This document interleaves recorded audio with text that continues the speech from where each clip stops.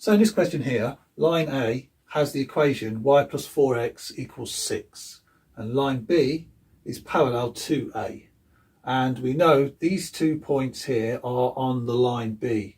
We've got x is 2 for y is 1, and x is d for y is 2d. Now we need to find d. So how are we going to go about that?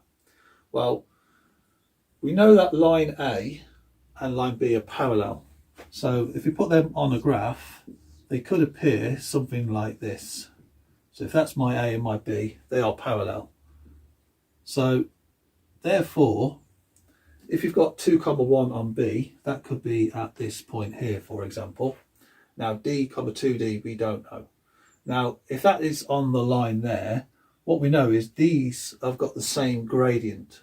So if we look at the linear graph, which is y equals mx plus c, if we can find m and plug that into this coordinates here, we can hopefully find out our equation for this and then solve for d and 2d. So let's see how that can go. So line A, that's y plus 4x equals 6.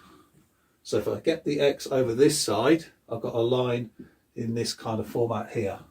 So now I've got y equals 6 minus 4x. So here for my x, my coefficient m is minus 4. So therefore the gradient of both of these will be minus 4. So therefore these two lines will probably go this way, as that's going to be my gradient. So these will not be the correct way to look at them. They will be looking at something like this. Okay, now we know that B has got points on it 2, 1. So for B, we've got x equals 2 when y equals 1. So we know that about it. And we know the gradient is minus 4.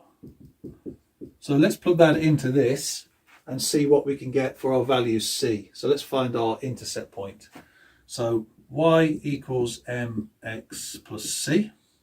So therefore y is 1, m is minus 4, x is 2, and then plus c. Okay, so now we've got 1 equals minus 8 plus c. So add 8 to both sides. We then get c equals 9. So that's going to be important to find our points d and 2d. So let's put them into a box here. Let's try that. Let's see where we can go with that. So therefore y is 2d and x is d. So let's try that. So 2d equals minus 4d, that's my gradient. So y equals mx, so m is minus 4, and then d, and then c we know is 9.